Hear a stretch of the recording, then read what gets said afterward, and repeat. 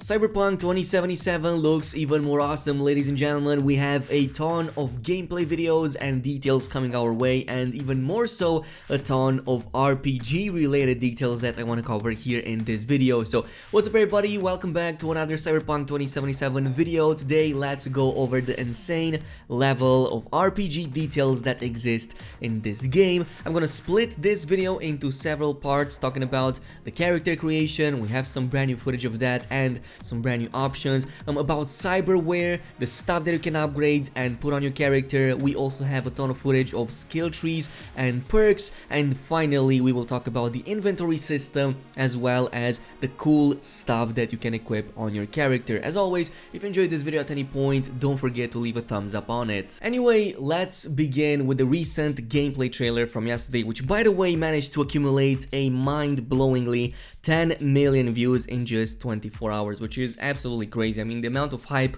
for this game right now is probably off the charts, to say the least. But at some point in that video we had a glimpse of the character creator, of course the newly improved and likely the version that we will see on December 10 as well. Of course, starting with the same option that you know about, you have the option between male and female V, but from that point on everything kind of changes in a good way. We also saw this in one of the German commercials, but here is the extent at which you can expect the character creator to look like. So first of all, you have a ton of options for everything, including skin tone and type, hair and facial hair, eyes, ears, tattoos, scars, cyberware, teeth, and that is just for the head alone. And if you look at the scroll bar right there on the side, it's not even close to the middle of it, and this is just for the face alone and for the head. So you can imagine how many other options you will find for the rest of the body and how many other things you can expect in the character creator itself. And by the way,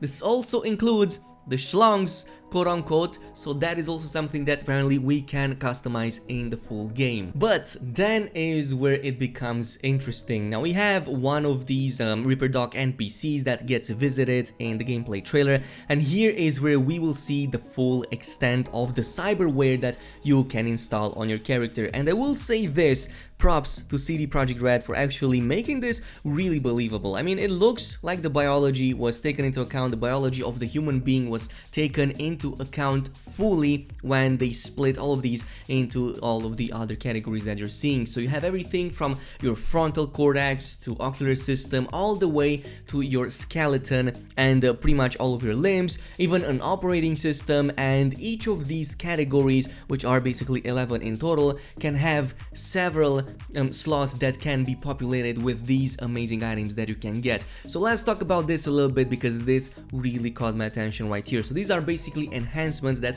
you can apply to your character. Of course, in this footage the character is only level 27 but still managed to acquire quite a few items. Most of them are common quality or uncommon, and there's also a few rare ones, but check out the legendary one in the operating system slot. So that is the Cyber Deck. It looks really freaking cool. Of course, we will see its stats in just a little bit, but what I do want to talk about is the fact that there is a very big difference from a white quality item, like for example this common titanium bone item, and something of a legendary status, which in this case would provide multiple and very powerful effects that also synergize very well with one another. In this case, what we have is a cyber deck legendary called Raven Microcyber MK4, and it basically lets you quick hack enemies way easier, especially because of those perks that you can find on it. So among many other things, it also allows you to quick hack while scanning, and then it increases the time it takes for a netrunner to hack your character by 100%,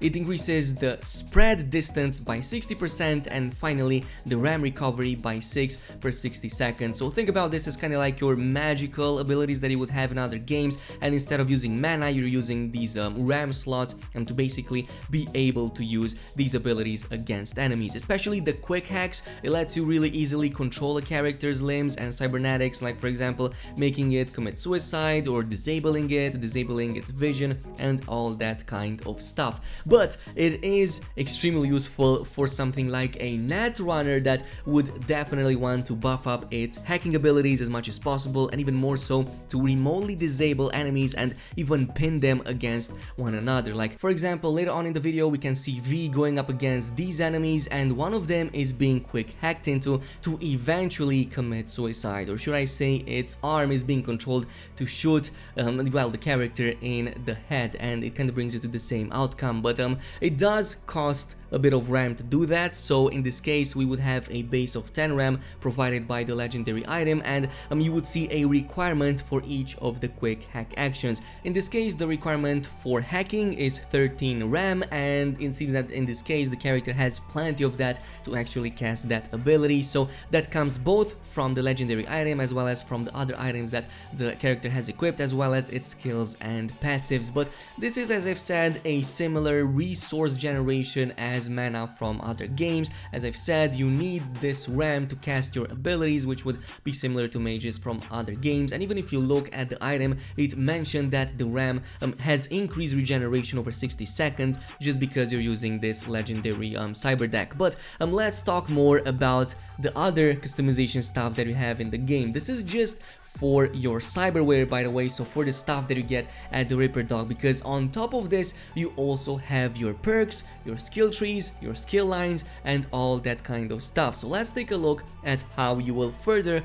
customize your character with attributes, and this brings us to the 5 distinct categories that you can choose between in the game. So from the top we have reflex, body, technical abilities, intelligence, and of course the cool factor right here on the bottom right. And if you look at them, each of these main categories can hold 2, 3, maybe even more subcategories that are actually the ones that hold on to the perks. Now, in order to unlock these subcategories, you first need to acquire the main category. So let's just say you want crafting or engineering. Well, you need to actually acquire the technical ability first, and then subsequently unlock the perks inside of it. So for example, in the technical ability, this one is going to determine how much of a tech specialist you are. It improves your proficiency in crafting items, especially weapons, as well as your proficiency with tech weapons and effectiveness against drones, mechs, and robots in combat. Each level increases your armor by 5%. Your technical ability also unlocks unique dialogue options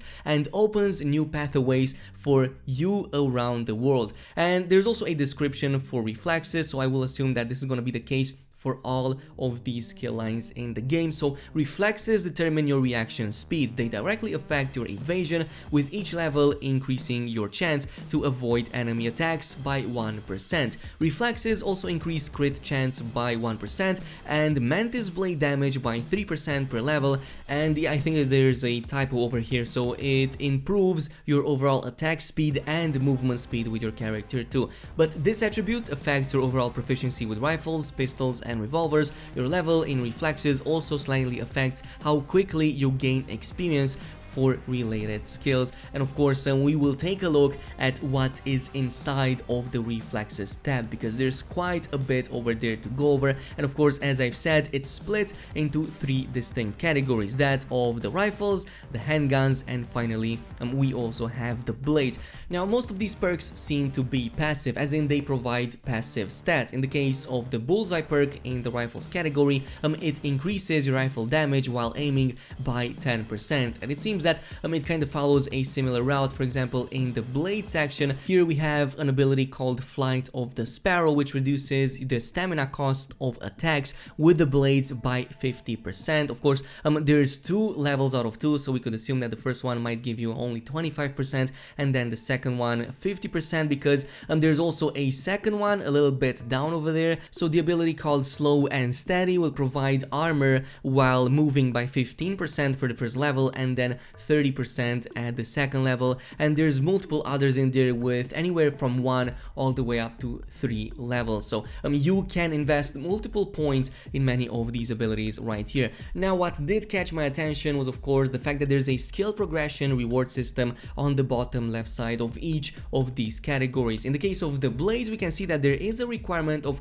500 what I can assume to be kills with the blades in order to unlock the next level of the rewards. and it seems that there are 9 levels of progression that you can go through, which presumably give you more of these rewards. Now, I'm not really sure exactly what those are. It could be something that you can use to further progress your character, or maybe additional skill points to invest into, but what is for sure is that you're not just going to stop when you invest points into those perks. You're going to continue getting rewards as you use those perks related to those abilities or weapons. In this case, it could be blades, rifles, handguns, and so on and so forth. So really huge props to CD Projekt Red for making everything so deep. Of course, we also have the interview from IGN from a couple of days ago that also confirms that many of these RPG systems are extremely deep, and you will get lost into them rather than into all of the action that already the game comes with. But on a final note, let's also go over the inventory. This is going to be one of the last ones when it comes to your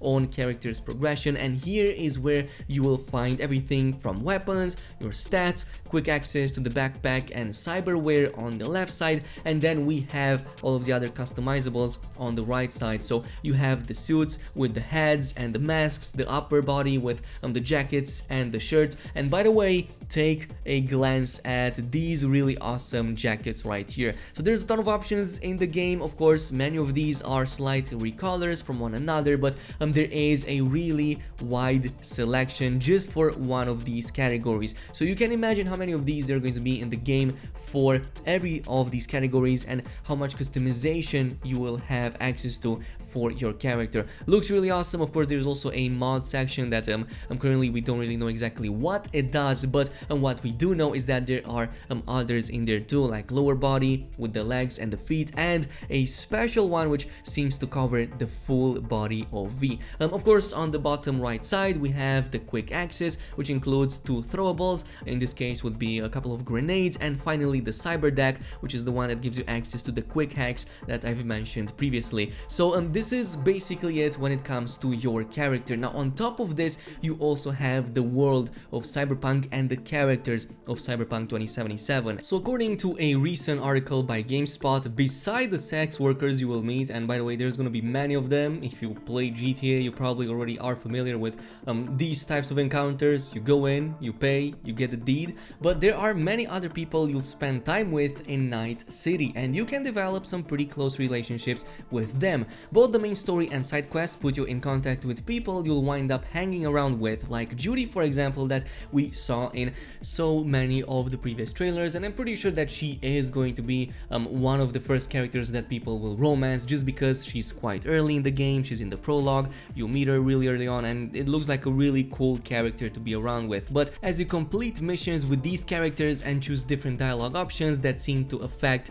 their view of you, you'll get opportunities to have conversations and exchange text with them, and that can create more opportunities for side quests. According to Matthias, I think that's how it's pronounced, but many of these characters have expansive story arcs that you'll work through on those side quests. And this is with the characters, by the way. The only last bit that I would call or qualify as RPG elements would be, of course, the vehicles of Cyberpunk 2077, and I will say this: I'm absolutely in love with vehicles in games like these. If there's a collection of vehicles, I'm gonna make it. If there's a really awesome, beautiful car to collect, I'm going to collect it, and it seems that there is no end to the amount of beautiful cars that you can find in the game. And the only downside, I would say, is the fact that apparently basically last year they kinda stopped implementing that customization feature for vehicles, and instead you will automatically find customized versions of the same vehicles